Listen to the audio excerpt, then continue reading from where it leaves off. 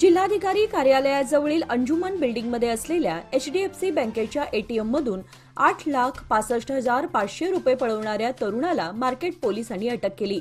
त्याच्याजवळून 5,74,000 रुपये रोकड व 1,56,000 रुपये किमतीचे एक मंगळसूत्र असा एकूण 7,30,000 रुपयांचा किमती ऐवज जप्त करण्यात आलाय।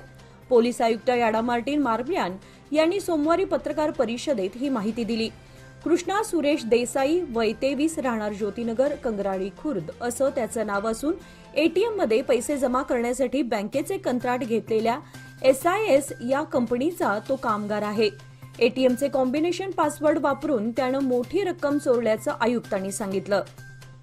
मराठा लाईट इन्फंट्री रेजिमेंटल सेंटरच्या दुसऱ्या अग्निवीर तुकडीचा शपथविधी समारंभ आज मंगळवारी दिमाखात पार पडला। या कार्यक्रमामध्ये 651 अग्निवीरांनी देश सेवेची शपथ घेतली। या कार्यक्रमाला प्रमुख पाहुणे म्हणून ब्रिगेडियर जॉयदीप मुखर्जी यांनी मार्गदर्शन केले। मराठा लाईट इन्फंट्री रेजिमेंटल सेंटरमध्ये शरकत युद्ध स्मारकाच्या प्रांगणात अग्निवीरांनी 31 आठवडे पूर्ण प्रशिक्षण घेऊन हे अग्निवीर आज शपथ घेऊन देश सेवेमध्ये दाखल झाले।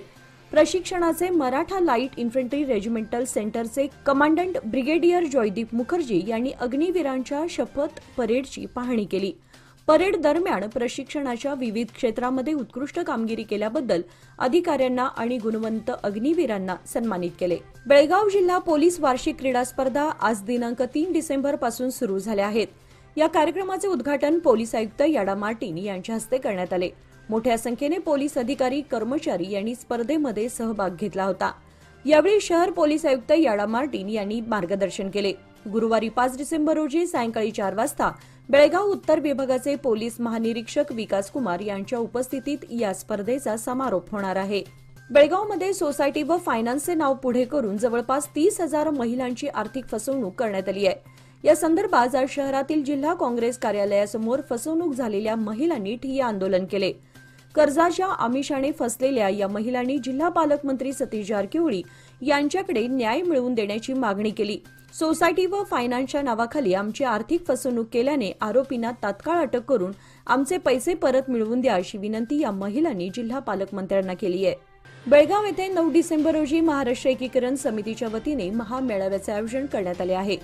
कर्नाटक सरकार आणि बेळगाव जिल्हाधिकाऱ्यांनी या मेळाव्यास परवानगी द्यावी। परवानगी नाकारल्यास महाराष्ट्र कर्नाटक सीमेवर शिवसेना उद्धव बाळासाहेब ठाकरे पक्षाच्या वतीने आंदोलन करून कर्नाटकातील वाहनांना अडवण्याचा इशारा दिला। तसेच महाराष्ट्रातील नेत्यांना बेळगावमध्ये बंदी घातली जाते, हे लोकशाहीला धरून नाही। या पार्श्वभूमीवर शिवसेना उद्धव बाळासाहेब ठाकरे पक्षाच्या वतीने अप्पर जिल्हाधिकारी संजय शिंदे यांना निवेदन देण्यात आले। यावेळी जिल्हा प्रमुख संजय पवार, विजय देवणे, विशाल देवकुळे, धनाजी दळवी आदी उपस्थित होते। बेळगावहून तिरुपतीला जाणारे विमान सोमवारी रद्द करण्यात आल्याने प्रवाशांची मोठी गैरसोय झाली। पुढील दर्शन आणि परतीचे प्रवाशांनी तिकीट काढलेले असल्याने त्यांना संपूर्ण ट्रिपच रद्द करावी लागली। त्यामुळे प्रवाशांनी विमानतळावर संताप व्यक्त करत विमान कंपनीच्या कर्मचाऱ्यांना सुनावले। सोमवारी दुपारी 1:30 वाजता बेळगावहून तिरुपतीला विमान जाणार होते, त्यामुळे दुपारी 12 पासून प्रवासी विमानतळावर दाखल झाले।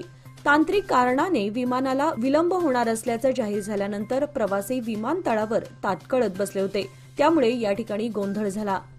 9 ते 19 डिसेंबर दरम्यान कर्नाटक विधिमंडळ हिवाळी अधिवेशन आहे। अधिवेशनाच्या खर्चासाठी जिल्हा प्रशासनाकडून 13 कोटी 2 लाखांचा प्रस्ताव शासनाला पाठवण्यात आलाय।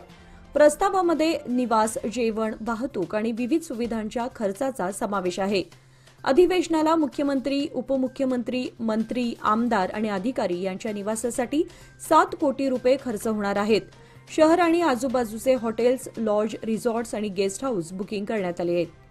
चिकोडी शहरात एका खासगी महाविद्यालयात LLB शिकणाऱ्या व बागलकोट जिल्ह्यातील मुधोळ तालुक्यातील जबंगी गावातील रहिवासी असलेल्या शशांक बटकोळी व 19 या विद्यार्थ्यानं मंगळवारी सकाळी गळफास घेऊन आत्महत्या केली आहे। शशांक हा शिक्षणासाठी चिकोडीत आला होता। आत्महत्येचं नेमकं कारण अद्याप समजू शकलं नाही। चिकोडी पोलिसांनी घटनास्थळी भेट देऊन तपास केला। या प्रकरणी चिकोडी पोलीस ठाण्यात गुन्हा दाखल करण्यात आलाय।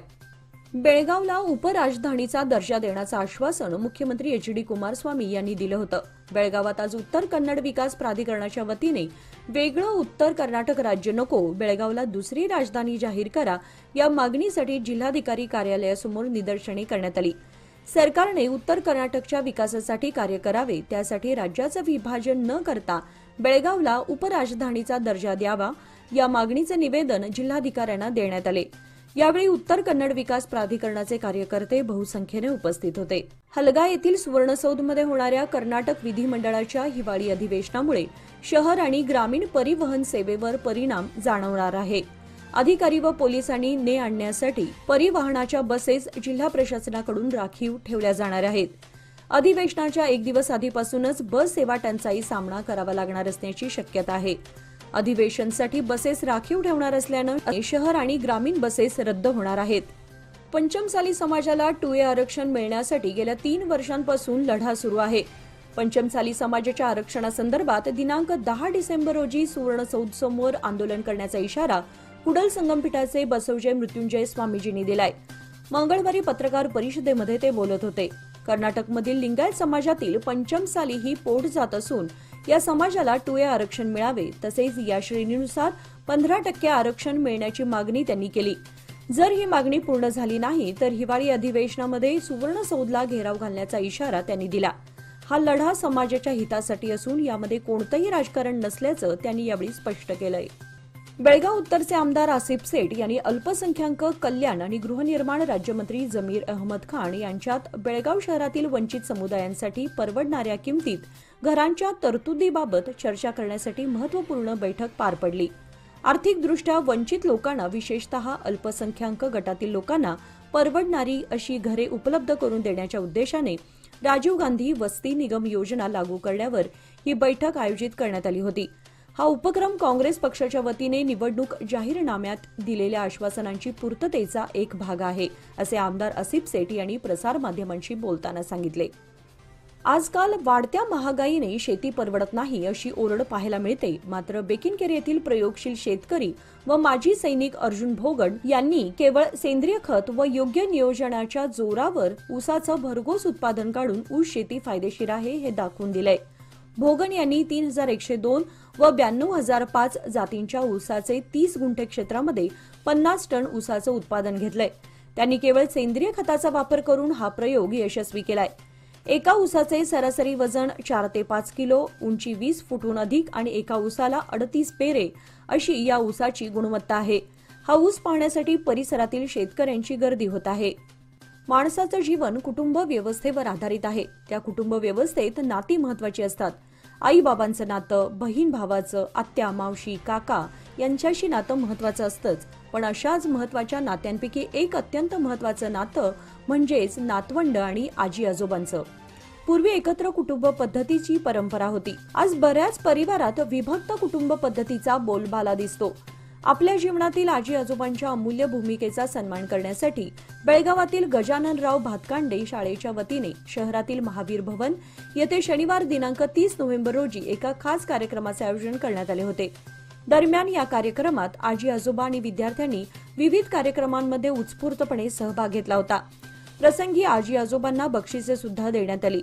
शाळेचे चेअरमन मिलिंद भातकांडे यांच्या संकल्पनेतून हा अनोखा कार्यक्रम संपन्न झाला। या कार्यक्रमामध्ये सुमारे 400 आजी आजोबांनी सहभाग दर्शवला। या उपक्रमाने मुलांना आपल्या नात्यांचा जिव्हाळा, माया, आपुलकी यांचं दर्शन घडवण्यात आलं। तसेच शाळेच्या वतीने असा कार्यक्रम आयोजित केल्यामुळे आपल्या पिढ्यांमध्ये असणारे नातेसंबंध आणखीनच दृढ झाले असे भावुक उद्गार यावेळी आजी आजोबांनी व्यक्त केले। या कार्यक्रमाला प्रमुख पाहुणे म्हणून डॉक्टर सोनाली सरनोबत या होत्या। तसेच मुख्याध्यापिका शाजिया जमादार, दीपा एसी आणि इतर शिक्षक वर्ग आणि बहुसंख्येने पालक उपस्थित होते। बेळगाव शहरातील रघुनाथ पेठ अनुगोळ येथे 30 फूट जागेमध्ये भव्य तंजावर किल्ला साकारण्यात आलाय। शिवनेरी युवक मंडळाच्या कार्यकर्त्यांनी तंजावर अर्थात शिवगंगा या ऐतिहासिक किल्ल्याची प्रतिकृती साकारण्यात आली। दिवाळी सणाच्या निमित्ताने आजच्या पिढीला ऐतिहासिक घटना, महापुरुष, गड किल्ले यांची माहिती व्हावी म्हणून हा उपक्रम साजरा करण्यात येत असल्याचे यावेळी सांगण्यात आले। हा किल्ला साकारण्यासाठी सुमित राघोजी, सोहम शिंत्रे, मंथन येळूरकर, स्वप्नील शहापूरकर, रितेश पाटील, सचिन सायनाग आदींनी परिश्रम घेतले। येळूर येथील सन्मित्र फाउंडेशन आयोजित जिल्हास्तरीय मुला-मुलींच्या खो खो स्पर्धा रविवार दिनांक 1 डिसेंबर 2024 रोजी नवहिंद क्रीडा केंद्र मैदान येळूर येथे मोठ्या उत्साहात पार पडल्या। या स्पर्धेतील मुलांच्या गटाचे विजेतेपद बसवांना स्पोर्ट्स जाफरवाडी संघाने व उपविजेतेपद नवहिंद क्रीडा केंद्र येळूर संघाने तर तृतीय क्रमांक तोपिनकट्टी संघाने मिळवला।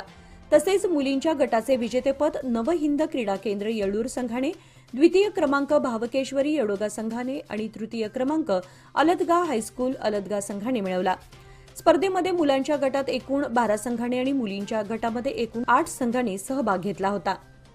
गेल्या 13 वर्षांपासून सदलगामधून शिमोगा आणि भद्रावती अव्याहतपणे कर्नाटक राज्य परिवहन महामंडळाची बस सेवा सुरू आहे। याचा पुढचा टप्पा म्हणजे विधान परिषद सदस्य प्रकाश हुक्केरी आणि भद्रावतीचे आमदार बी.के. संगमेश यांच्या सहकार्याने शिमोग्याच्या पुढे असलेल्या भद्रावतीला सदलग्यातून दररोज रातराणी बस सेवा सुरू झाली आहे, अशी माहिती सदलगा नगर परिषदेचे माजी नगरसेवक आणि एसटी सेवेचे अभ्यासक पिरगोंड पाटील यांनी पत्रकार परिषदेत दिली।